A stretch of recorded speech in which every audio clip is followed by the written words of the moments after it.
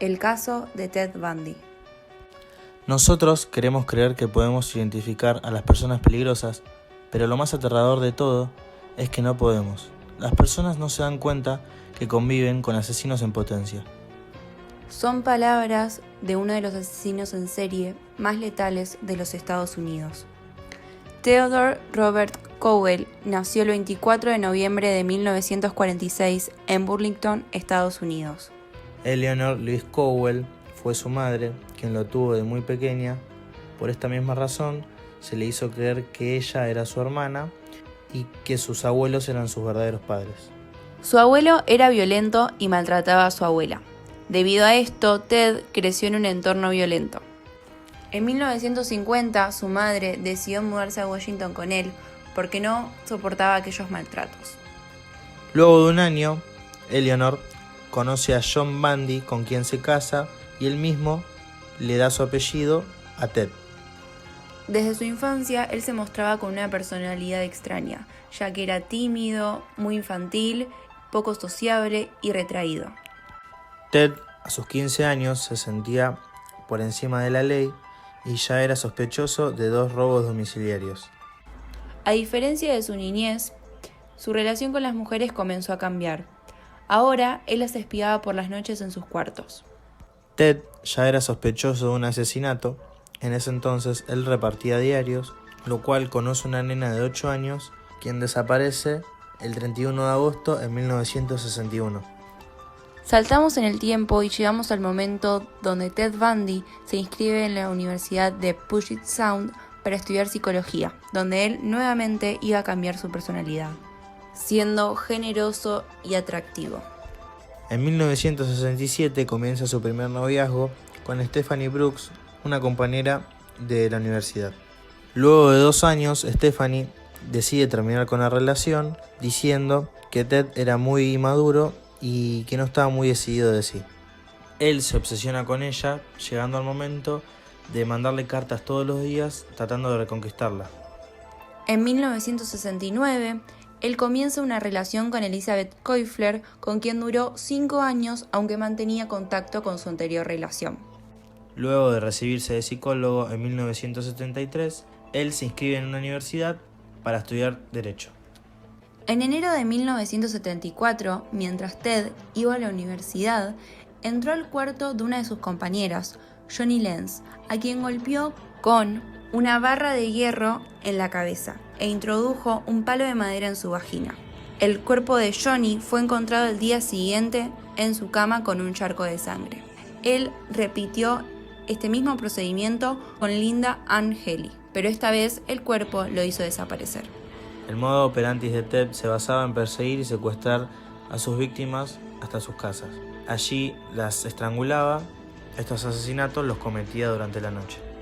Sin embargo, debido a su carisma, él comenzó a tomar confianza y empezó a buscar víctimas de día.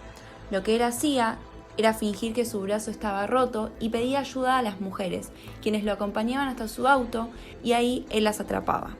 Sus víctimas tenían muchos rasgos en común. Por ejemplo, tenían el pelo largo, eran morochas y usaban la raya al medio. Estos rasgos eran asemejados a su madre y a su antigua novia, Stephanie Brooks. Estas mujeres a menudo eran violadas y descuartizadas por Ted con el fin de guardar una parte del cuerpo como trofeo. Las complicaciones comenzaron para Ted, ya que en 1974, en noviembre precisamente, se disfrazaba de policía para atrapar a sus víctimas. Así lo hizo con Carol Darroch, a quien subió a su auto y trató de esposar. Ella logró escapar y de esta manera se hizo el primer retrato robótico de su cara. Debido a esto, se lo veía sospechoso de los asesinatos y violaciones que habían ocurrido hasta el momento. Pero se lo terminó descartando debido a que él demostraba una apariencia común y corriente. Así fue como Ted Bundy siguió secuestrando y asesinando mujeres a través del tiempo, moviéndose a distintas localidades y cambiando su apariencia para que no sea reconocido. En 1975, un policía detiene a Ted Bundy debido a que su auto estaba denunciado como robado. En él se encontraron objetos en el cual lo podían llegar a considerar posible asesino de las distintas víctimas. De esta manera, él fue detenido e identificado por Carol Darroch. En 1976, Ted Bundy fue llevado al primer juicio donde se lo imputaba por el intento de secuestro a Carol Darroch, en el cual se le daban 15 años de prisión. Sin embargo, cuando el auto de Ted Bundy fue registrado, se encontró cabello de 2 mujeres distintas, entonces él fue imputado por desaparición y asesinato. En este segundo juicio, él decidió ser su propio abogado. En 1977, él logra escaparse de la justicia hacia Chicago y lo que hace allí es adoptar una nueva apariencia. Allí, él no dudó en volver a atacar y logró asesinar a 4 víctimas más. Luego, fue detenido en un departamento de Florida. Pero las pruebas que habían contra él eran demasiadas. De esta manera, fue declarado culpable y condenado a morir en la silla eléctrica. Pero su arrogancia fue desapareciendo a medida que la fecha de su muerte se acercaba. Él comenzó a revelar datos y a declararse culpable de otros asesinatos. De esta manera, logró posponer 1 año la fecha de su muerte. Ted Bundy llegó a tener un grupo de fanáticas quienes le mandaban cartas y le decían que lo creían inocente de todos estos asesinatos. En este lapso de tiempo, él se casó con una de esas fanáticas llamadas Carol Ann Boone, con quien tuvo una hija. Ted Bundy terminó confesando que las características de las chicas que él asesinaba se asemejaban a su madre y a su exnovia Stephanie Brooks.